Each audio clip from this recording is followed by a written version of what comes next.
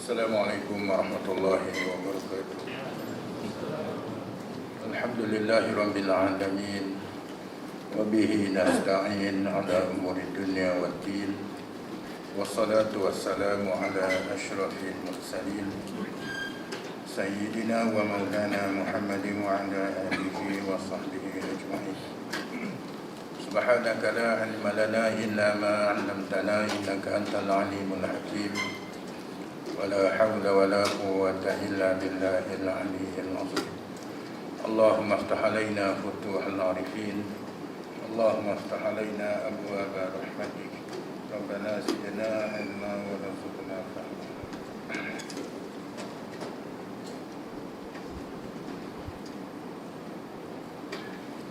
Tuan-tuan muslimin, para jemaah dan muslimat, para jemaah yang saya hormati sekalian, syukur kita kepada Allah Subhanahu wa taala kerana pada malam ini kita dapat bersama-sama melakukan ibadah-ibadah yang sepatutnya yang kita lakukan di bulan yang penuh dengan keberkatan bulan Ramadan ini. Jadi kesempatan yang ada kurang lebih dalam 20 minit. Tuan-tuan dan puan-puan semua, marilah kita sama-sama mendengar satu doa yang diajar oleh Rasulullah sallallahu alaihi wasallam kepada Sayyidina Muaz bin Jabal. Dan barangkali kita telah menghafaz dan kita mengamalkan doa ini. 3 perkara yang Nabi ajar kepada Muaz bin Jabal, itulah berdoa kepada Allah, Allahumma a'inni ala zikrika wa syukrika wa husni ibadatik. Kalau jadi imam baca Allahumma a'inna ala zikrika wa syukrika wa husni ibadatik. Maksudnya, wahai Tuhan, tolonglah kami untuk ingat kepadamu, dan tolonglah kami untuk bersyukur dengan nikmat-Mu, dan tolonglah kami untuk memperelokkan ibadah kepadamu. Jadi Nabi mengajarkan kepada Muaz bin Jabal minta kepada Allah 3 perkara ni. Tidak yang lain daripada tu. Kerana apa? Kerana 3 perkara ni sangat susah kita nak lakukan. Pertama, ingat kepada Allah. Kan semua manusia boleh sentiasa ingat kepada Allah Subhanahu wa taala. Yang kedua, bersyukur dengan nikmat Allah. Wad'u syai' fi mahallih, meletakkan sesuatu pada tempatnya. Berterima kasih kepada Allah, bersyukur dengan nikmat yang Allah Ta'ala kurniakan. Yang ketiga, memperelokkan ibadah kepada Allah. Nak bagi jadi elok, sewaktu kita beribadah kepada Allah tu nak memperelokkan ibadah. Yang ni bila mati nanti ibadah kita tu boleh memberi manfaat kepada kita semua. Ini 3 perkara ni susah. Kerana itulah Nabi menyuruh kepada Muaz bin Jabal supaya Muaz bin Jabal minta kepada Allah Subhanahu wa taala. Pertama, ingat kepada Allah. Mengingati Allah Subhanahu wa taala, Allah yang menjadikan kita. Allah Taala yang mencukupkan segala nikmat, terutamanya nikmat iman dan juga nikmat Islam yang Allah Taala kurniakan kepada kita. Entahlah dia bagi jadi kita, kemudian tu dia bagi nikmat, satu nikmat iman dan juga nikmat Islam. Dengan nikmat iman dan nikmat Islam inilah kita gemar untuk mendekatkan diri kepada Allah Subhanahu wa taala, disebabkan oleh nikmat iman dan juga nikmat Islam. Karena itulah kita nak kena ingat kepada jasa Allah Subhanahu wa taala. Sebagai contoh, generasi awal Islam dahulu, generasi awal Islam, kerana mereka lah agama Islam ini menjadi agama untuk kita, sebagai cara hidup bagi kita. Sebagai contoh, dalam peperangan Badar Kubra berlaku di bulan Ramadan, pertembungan kali yang pertama di antara Islam dengan kafir, iman dengan kufur. Sebelum tu tak berlaku lagi peperangan. Hanya Nabi sallallahu alaihi wasallam mempertahankan iman mereka, jiwa mereka, iman mereka kepada Allah SWT kurang lebih dalam 13 tahun di Mekah, 2 tahun hijrah, tahun yang kedua berlaku perang Badar, kurang lebih dalam 15 tahun. Tetapi hari pertembungan Badar itu nampak jelas kepada kita mengikut sirahnya. Apabila Nabi bertanya kepada para sahabat, apakah kita nak bertembung dengan mereka, yakni orang Quraisy, ataupun kita nak balik ke Madinah? Tak ada masalah, kerana dalam perang Badar itu bukanlah satu peperangan yang dirancang lebih awal, dan sebenarnya tak rancang. Perancangan tu bukan nak berperang, rancang untuk nak sekat, nak ambil balik harta orang Islam yang orang kafir ambil. Sementara orang Islam ni, orang Muhajirin hijrah ke Madinah. Tiba-tiba berlaku pertembungan. Wa'lamu annama ghadimtum min syai'in fa anna lillahi khumsahu walil rasul walil qurba wal yatama wal masakin wa ibnis sabil in kuntum amantum billahi wa ma anzalna ala 'abdina yaumal furqan yaumal taqal jam'an wallahu ala kulli syai'in qadir. Sehingga menang peperangan Badar ni, menang. Dan Allah Taala mengajarkan pembahagian harta ghanimah di hari mula daripada hari pertembungan antara dua puak, Islam dengan kafir pada hari Badar. Jadi nak cerita di sini, para sahabat Nabi sallallahu alaihi wasallam yang bersyukur dengan nikmat iman dan juga nikmat Islam yang Allah Taala kurniakan kepada mereka di bulan Ramadan, puasa di bulan Ramadan. Tentera Islam dalam 313 orang nak lawan dengan 1000 orang tentera Quraisy, 1000 orang. Cuba bayangkan. Jadi Nabi tanya sahabat, kita nak berperang ataupun nak balik ke Madinah? Antara sahabat yang bangun menyatakan Sayyidina Abu Bakar, Sayyidina Umar, Sayyidina Uthman dan kibarus sahabat yang lain, semuanya menerima takdir Allah Subhanahu wa taala, yakni nak berperang.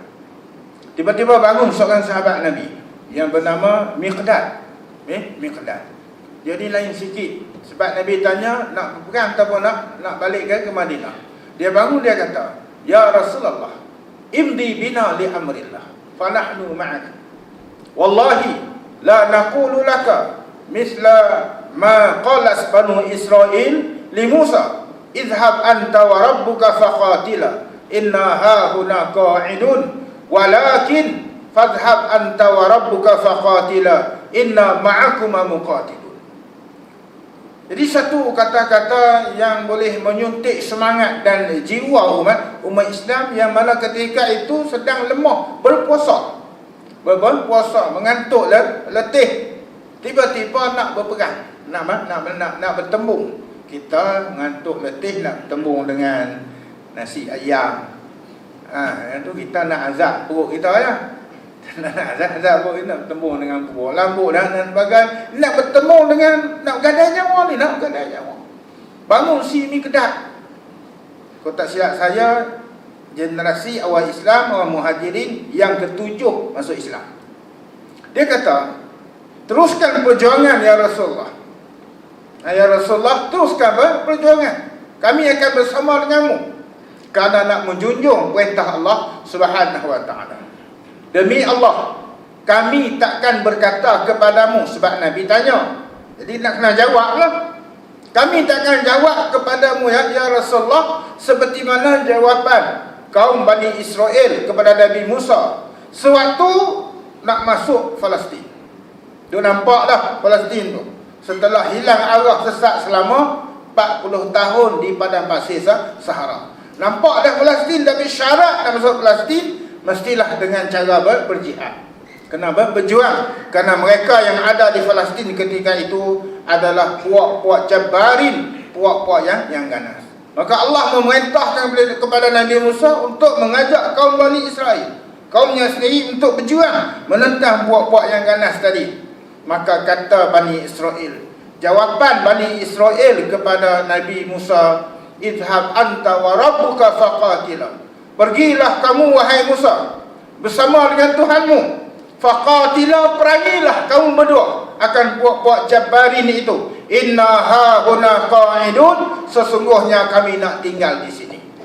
Duduk di padang pasir Sahara ni lebih baik daripada berjuang, bersusah payah dengan perjuangan. Ini satu kaum, satu bangsa yang nak kepada kemenangan Islam itu tanpa susah payah, luka parah, tumpah darah dan sebagainya. Ini bangsa yang pengecut.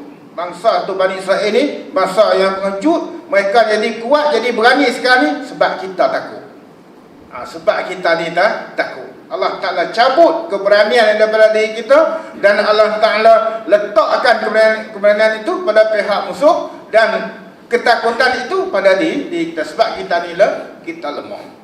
Kenapa kita lemah? Sebab kita tak dengar arahan Allah Ta'ala, nasihat Allah Ta'ala. Wa'ti'ullaha wa rasulahu wa la tanaza'u fatafshalu wa tadhhaba rihukum wasbiru innallaha ma'as sabirin. Kata Allah, taatlah kamu kepada Allah dan Rasul, laksanakanlah perintah Allah dan Rasul.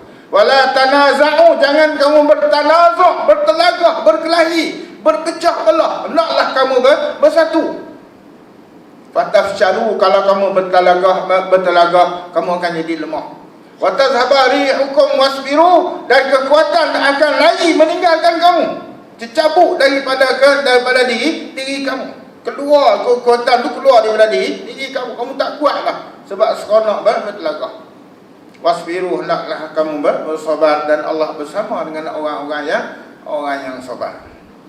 Ini penting. Kita ni kita nak kena bersatu sesama kita. Inilah kita ada berusaha nak satukan bangsa Melayu Islam kita ni. Baru kita jadi kuat, baru kita boleh memerintah. Usaha untuk menyatukan ummah ini adalah satu usaha yang sangat susah. Sebab itulah Allah turunkan Al-Quran. Terdapat 51 kalimah ummah di dalam Al-Quran. Sementara kalimah jamak daripada ummah sebanyak 13 kali. Nak cerita kata bukannya sekali dua, 51 perkataan. 51 kalimah perkataan ummah, penyatuan ummah yang tersebut di dalam Al-Quran. Maksudnya ialah agenda utama Nabi sallallahu alaihi wasallam semenjak Nabi dilantik menjadi Rasul ialah menyatukan umat. Sehinggalah berlaku jelas bila Tuhan beri kekuatan dapat bernegara Islam yang ada negara di Madinah. Nabi satukan orang golongan Muhajirin dengan Ansar, bangsa Arab yang masuk Islam. Dan Nabi kata al-immatu min Quraisy, kepimpinan yang terkehadapan mesti pada kalangan Quraisy. Ulama mengatakan Quraisy pada masa itu adalah kaum yang ramai dan boleh mempengaruhi kaum mereka, mendominasikan kaum berpengaruh orang Quraisy ini. Jadi sebab itulah kita di Malaysia ni bangsa yang paling ramai, dan bangsa kita boleh mempengaruhi kaum kita. Raja, kepimpinan pun ni Islam. Sebab itulah kita nak menyatukan kaum kita. Kalau bersatu ni kita akan jadi, kita akan ada kekuatan. Jadi Nabi Musa ajaklah kaum dia. Ini satu bangsa yang suka bertelagah di Bani Israel ni. Suka bertelagah sehingga terpecah kepada 12 kumpulan. Kalau tidak, tak dapatlah 12 saliran air untuk mereka. Masing-masing kumpulan tu menggunakan air tersebut. Kerana apa? Mereka ni berpecah, jadi lemah. Mereka lemah. Firaun tu memerintah. Sebab apa? Kaum Bani Israel ni lemah. Nabi Musa selamatkan mereka. Nak masuk Palestin dah, nak kena berdepan dengan Jabari. Mereka kata apa? Pergilah kaum Musa, kami nak tinggal di sini. Perangilah kamu dengan Tuhan kamu. Kononnya kamu bertuhankan kepada Tuhan kamu, ajaklah Tuhan kamu berperang mereka tu. Kami nak duduk di sini. Sesat pun tak apa. Hilang arah daripada pasir Sahara ni pun tak apa. Janji tak payah dan susah payah dengan perjuangan. Walakin kami kata, tetapi kami akan memberi satu jawapan kepada kamu ya Rasulullah. Fazhab anta wa rabbuka faqatila. Pergilah kamu bersama dengan Tuhanmu. Perangilah kamu berdua wahai Rasul. Inna ma'akuma muqatilun, sesungguhnya kami akan bersama denganmu menentang puak-puak Quraisy di medan di hari Badar pada hari ini. Ini kata-kata satu tim, satu puak, satu grup yang sangat kuat dan grup yang berjaya, satu kumpulan yang boleh menjadi contoh kepada mereka-mereka yang meneruskan perjuangan Islam ini, iaitulah kumpulan Badar ataupun disebut ahli Badar, yang diberi kelebihan kepada mereka oleh Allah Subhanahu wa taala. Dosa mereka yang lalu dan dosa mereka yang akan datang diampunkan oleh Allah Subhanahu wa taala, sehingga diberi kemuliaan lagi apabila nak dilantik kepimpinan selepas daripada wafat Rasulullah SAW, mesti di kalangan kibar sahabat menyerahkan antaranya mengambil pendapat daripada ahli Badar, daripada ahli Badar. Maka dengan kerana itulah peperangan Badar ini adalah merupakan peperangan yang menjadi satu agama Islam ni boleh datang kepada kita ataupun tidak, ditentukan oleh peperangan Badar Kubra. Dan di hari Badar itu Nabi berdoa kepada Allah, ya Allah, ya Tuhan aku, kalaulah engkau binasakan isabah ini, in tuhlik hadhihi al-isabah, kalau engkau binasakan isabah ini min ahli Islam, pada kumpulan Islam 313 orang ini, lam tu'bada fil ardi, kamu takkan disembah lagi dah di atas muka bumi. Ini pentingnya perjuangan, perjuangan. Sayangnya kita ni kepada sahabat-sahabat kita yang terlibat di dalam perjuangan kita, sayang sangat-sangat. Teruskanlah istiqamah untuk memperjuangkan agama Allah SWT. Kalau kita tak dapat rasai mengecapi nikmat di hari ini, mungkin akan dirasai nikmat Islam ini pada generasi anak cucu cicit kita yang akan datang. Yang pertama. Yang kedua, antara sahabat-sahabat yang banyak bersyukur dengan nikmat Allah Subhanahu wa taala.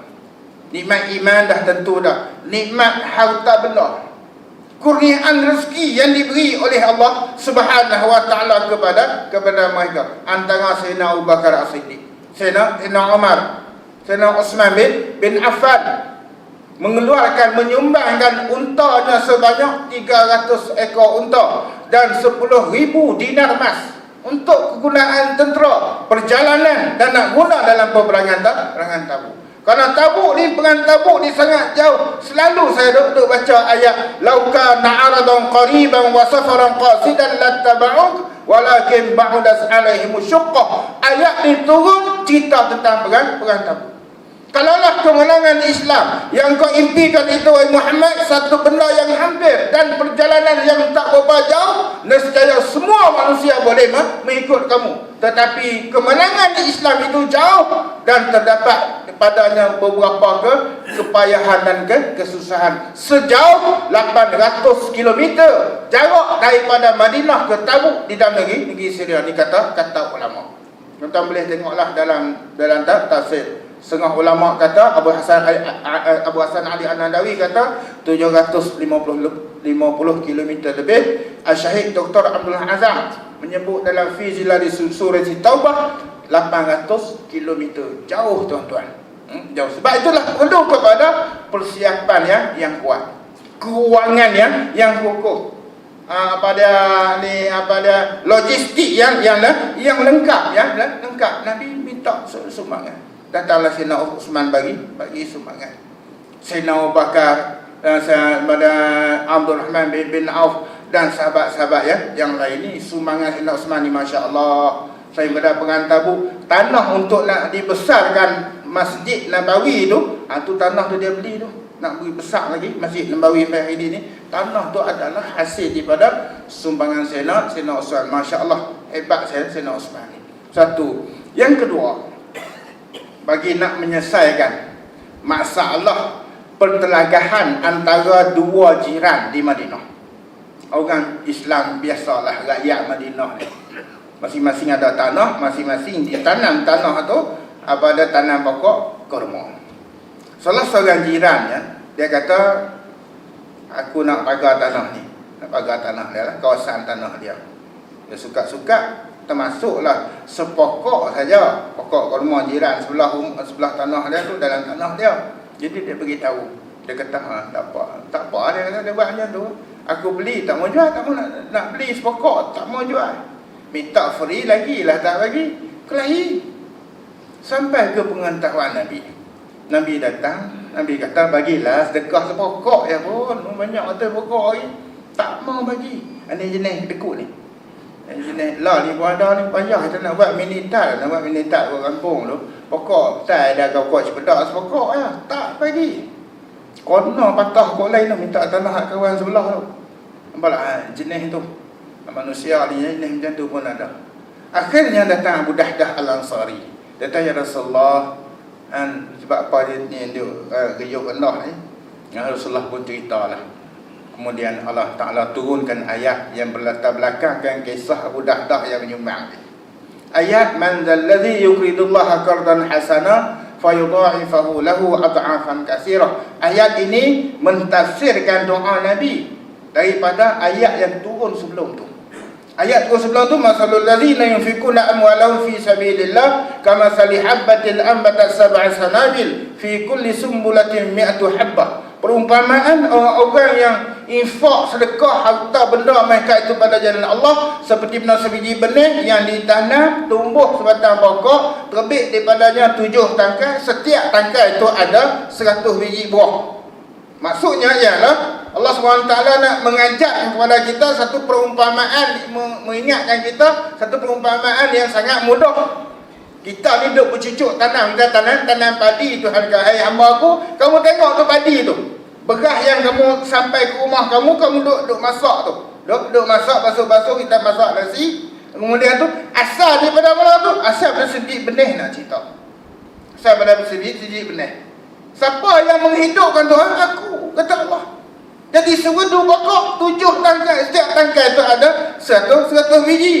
Nak cerita di sini bahawasanya begitulah juga perumpamaan pahala yang kita lakukan.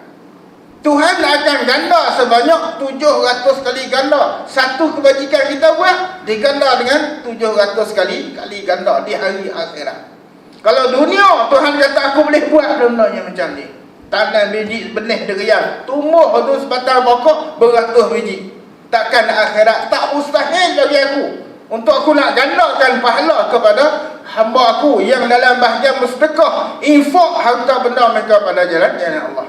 Kemudian nampak banyaklah kita tu bagi Nabi doa lagi, minta kepada Allah, minta tambah, ya Allah Tuhan aku tambahkanlah lagi, gandakan lagi pahala untuk umat aku. Allah makbul, Nabi minta, Allah Ta'ala makbul. Akhirnya turun ayat man zalladhi yuqridullaha qardan hasana fayudha'ifahu lahu ad'afan katsirah. Sesiapa yang infak, yang memberi pinjaman, maksud memberi pinjaman sebagai pinjaman yang baik kepada Allah, Allah akan membayarnya dengan bayaran yang berganda-ganda dari akhirat. Allah Ta'ala guna dengan bahasa minta pinjam. Hai hamba aku, orang yang dah harta banyak ni, duit banyak, aku nak pinjam kepada kamu sikit boleh tak? Esok aku bayar balik dengan bayaran yang berganda-ganda. Kita ni, kalau mak kita minta tolong, mak sakit ni, kita berasa Allah yang tolong mak, bawa mak jumpa pakar, mak sakit sangat-sangat ni, kita rasa bersalah sangat. Sebab apa? Tunggu mak minta baru kita nak tolong. Sepatutnya kita duduk perhati dah keadaan mak kita, kesihatan ibu bapa kita. Kita rasa bersalah dah. Ni Tuhan yang menjadikan ibu bapa kita, Tuhan yang menjadikan kita, Tuhan kita. Tiba-tiba dia minta pinjam kepada kita. Kita bersoal ke mana? Sepatutnya tak ada Tuhan minta pinjam, tapi Tuhan dah dia guna bahasa pinjaman. Kerana kita dah guna hari-hari masa macam ni, kita minta pinjam dan bayar balik. Tapi Tuhan kata aku nak bayar balik dengan gandaan yang sangat banyak. Abu Dahdah Al-Ansari dengar ayat ni, dia kata ya Rasulullah, betulkah Tuhan nak pinjam duit kita? Nabi kata betul. Betulkah Tuhan nak bayar balik dengan berganda-ganda banyak di akhirat esok? Nabi kata betul. Hulurkanlah tanganmu ya Rasulullah. Nabi pun hulur tangan, dia pegang tangan Nabi. Cepat-cepat dia kata ya Rasulullah, ambillah 900 batang pokok kurma aku. Sekali dengan tanah dan rumah, ibu aku dah tua dah, aku dah belah, kami semua tinggal di situ. Kami sanggup keluar daripada tanah tersebut. Beri 900 batang pokok kurma ni, tukar dengan sebatang pokok kurma yang si kedekut tadi ni. Beri kat dia tu. Kau ni muncul ke mata, pay kan ya, pay kata. Tak aku bagi. Tapi sebatang tu bagi kat aku balik hak kamu tu. Aku nak memberi pinjaman untuk Allah Subhanahu wa taala. Nabi pun kata kurma, sebatang kurma yang Abu Dahdah tukar dengan batang kurma dia tu berbuah tak berhenti-henti dalam syurga. Dan kurma ini, hasil buah kurma Abu Dahdah Al-Ansari ini dimakan oleh ahli syurga dalam syurga nanti. Tak habis keluar buah masak. Kemudian tu pak duduk makan tak jemu-jemu. Tu kata pembalasan tu. Balasan yang berganda-ganda di hari akhirat. Di masa pun tak cukup dah. Jadi insya-Allah untuk tahun ni dan malam ni kita nak tengok siapa dia Osman bin Affan ni. Pada dalam Korea kita ni, jemaah malam ni. Siapa dia? Abu Dahdah Al-Ansari. Tak gaduh, mari pegang tangan saya. Pegang tabung tu, buh lah tu. Yang duk buh ayat mata bendera tu, kita makan habis dia ni. Memang cepat penuh. Ni lah, buh dia ni insya-Allah sumbang wakaf untuk pembangunan warga Mas. Warga Mas kita dah mula buka pendaftaran. Awal Ramadan baru ni dah masuk dah 4 orang. Sekarang ni nak masuk lagi, tapi rumah tu tak siap lagi. Ni kita kita melancarkan sumbangan wakaf untuk pembangunan rumah penempatan bagi warga Mas di Pondok Turus kita di Juru insya-Allah. Jazakumullah khairan katsira atas sumbangan tuan-tuan semua. Wallahu a'lam wabillahi taufiq wal hidayah. Wassalamualaikum warahmatullahi wabarakatuh. Bismillahirrahmanirrahim. Allahumma innaka afuwun karim tuhibbul afwa fa'fu 'anna wa 'an walidina wa 'an jami'il muslimin wal muslimat bi rahmatika ya arhamar rahimin. Wa sallallahu wa sallam alaihi walhamdulillahi rabbil alamin.